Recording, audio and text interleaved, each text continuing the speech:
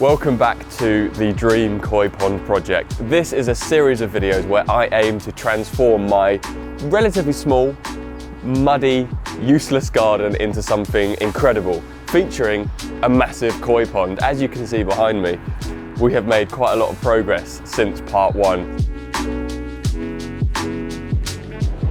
In this episode, I'm going to run through everything that we've done in the garden recently, but also share with you some incredible koi that I purchased ready for when this pond gets finished.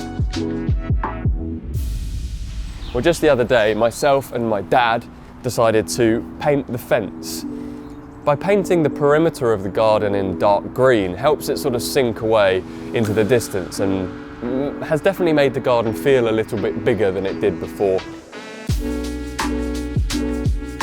One of the next tasks was to make the bottom of the pond slope down towards the bottom drains. This will help with dirt collecting on the bottom, finding its way down to the bottom drains and therefore over to the filter.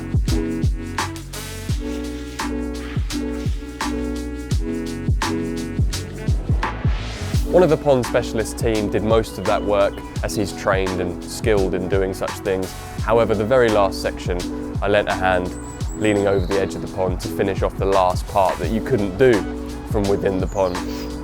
Not bad. All the blood's gone to my head. I guess that's one of the benefits of being very, very tall and having long, lanky arms. Because koi are quite messy creatures, they eat a lot and they can pollute the water around them very quickly, you need considerable filtration to keep that water fresh and clean and keep the fish healthy. Now these filters and pumps, I wanted them to be tucked away, I wanted them to be enclosed within a filter house, rather than just having them laying around and pipes going everywhere. It would be horrible to look at, you know? So I spoke to a friend of mine, Steve.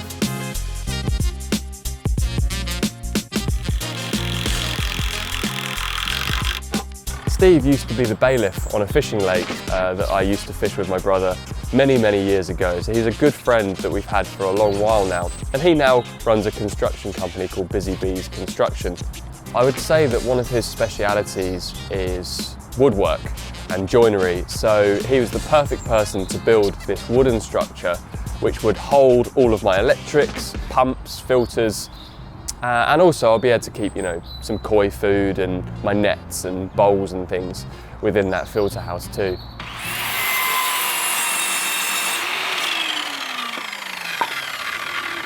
Has anybody ever said you look a bit like that actor?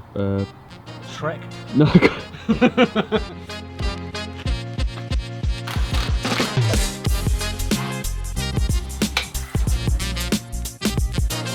I was impressed to see that Steve and his colleague Bernie managed to put that filter house together in less than 3 days and for a good price as well. An important element of this filter house is that I wanted it to be breathable.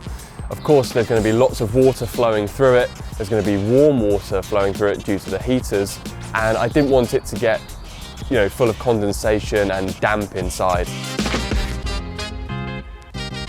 A couple of days later, my dad came round to once again help me with some painting.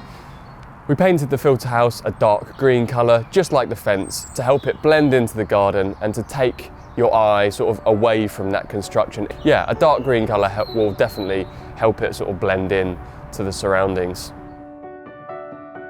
I think we had quite a lot of rain at this point because we hadn't yet waterproofed the pond, we hadn't put fiberglass in to seal it.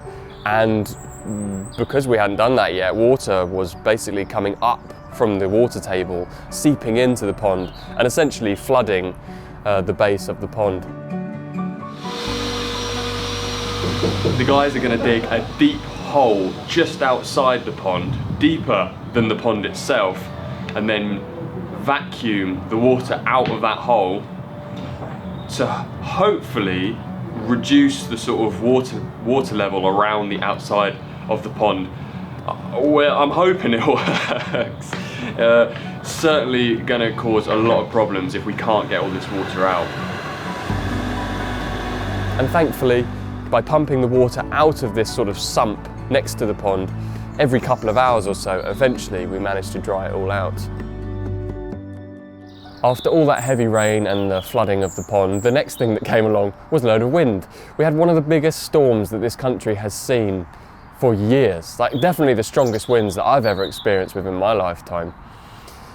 It was the sort of conditions, the sort of weather that you really wouldn't want to be on a plane.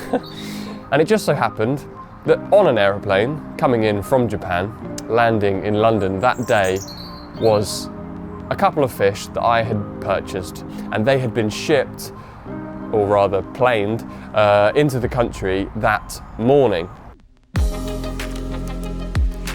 It just so happened that this was Chris's biggest shipment of koi I think that he's ever done. He had so many new fish arriving.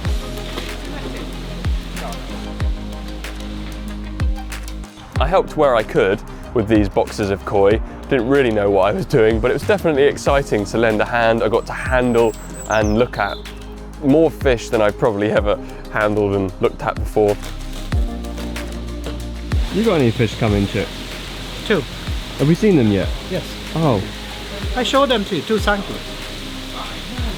They obviously made such an impression over all the single yellow fish that we've been looking at. Yeah, I was just staring at the bright yellow ones. Yes.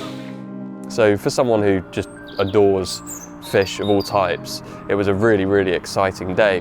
And I also got to see the 2 fish that I had ordered. One of them was a red karashigoi, sort of a more orangey colour, but I think it might become more red, you know, in time. And I also got a soragoi. Soragoi are sort of a bluey, silvery colour, and I know some of you are probably thinking, like, your choices of fish are a bit strange, but I like to go for the fish that are all one colour. They tend to grow bigger, they grow quicker, and from my experience, these single coloured fish tend to be more tame. Like, they're more willing to feed from your hand, and they don't sort of get scared of you so much. And my aim with this pond is to create something very relaxing, very minimal and calming. And for me, one colour fish do exactly that. So as well as those 2 fish that I got to see during the shipment, I also finally made my mind up about the 2 big fish in the main pond. As my soragoi and my red karashi are a little bit smaller, I decided, given the massive size of this pond, I wanted to have at least one really, really big one. And thankfully, Chris at Kitsu did me a great deal on 2 fish. The first one is the kin matsuba, which is like vibrant orange colour with a pine cone reticulation, like a pattern down its back. This is like, I don't know how you describe it, like a netting almost. Really, really cool creature. And yeah, I love that one. So I bought it. That's going to be one of the 5 fish going into this pond. And I also plucked up the courage to go ahead and buy the big karashigoi, the big yellow karashi. It's about 83 centimetres. That is going to be an amazing collection of fish to sit alongside Charlie, my chagoi, and the little makashi that I got from Kweni Koi last year. So at some point, you guys on this channel are going to see me introduce all those fish to the Dream Koi Pond, but there's still work to be done before fish can be introduced. Welcome to my filter house. This is where all of the water for the pond will be purified, oxygenated, heated, before it is then returned back to the pond. In here we have installed a drum filter, a moving bed biological filter. Then there's a standing bed filter, which also is colonised by beneficial bacteria. And then at the end, just here, we have an individual module. This is what the pumps and the UV lights sit within. The water comes out the back of this module, runs along the wall and up through a heater. There's another pump inside this individual module. That second pump will go up over here through a phosphate removing sort of cartridge and then return back to the pond down the other side. The aim with the water that returns back to the pond is to sort of jet it into the pond to create a circular movement of water around the pond. The last thing you want is large dead spots where the water isn't being circulated, dirt is accumulating on the bottom of the pond. So the way we position the returns means that the water will be pushed around in a big circle, making sure that that water is always being filtered and cleaned and also heated. Then up on the other side, I've had a team of electricians come in to sort that out. They have fitted all like the switches and the plugs and the sockets, and they've wired everything up to connect it to the heater. That's nearly done. They're like halfway through doing that at the moment.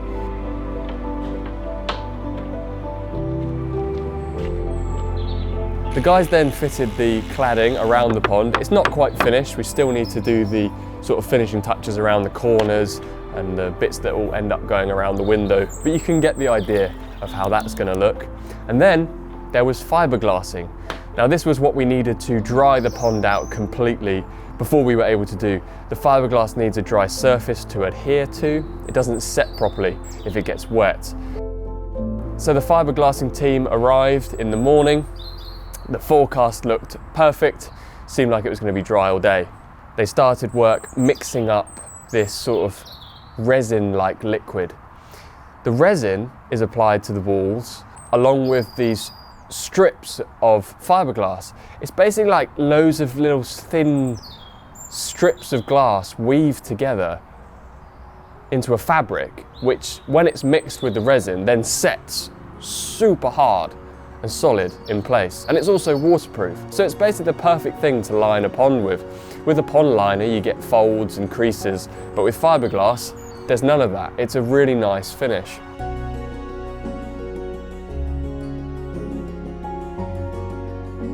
Watching the guys do the fiberglassing was quite mesmerising, seeing them mixing up all of the liquids in buckets, painting it onto the walls with rollers.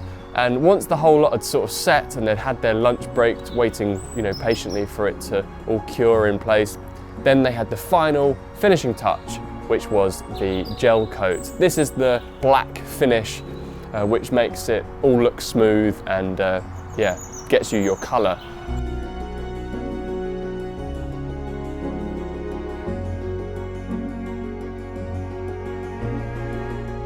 As they were painting this on, out of nowhere, the heavens erupted and it started raining. Now this was bad news. Thankfully, the sides of the pond, they all set fine.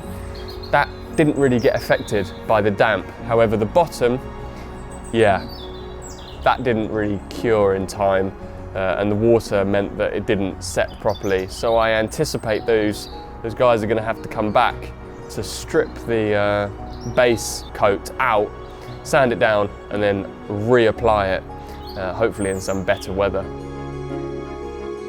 Looking at the garden now, we're definitely getting close to completion. I think in the next part of this video, we're going to be doing the planting, fitting the glass window on the front of the pond, a few finishing touches, and of course, going to collect the big new fish for the pond. So stay tuned for that, and I'll see you in part 3.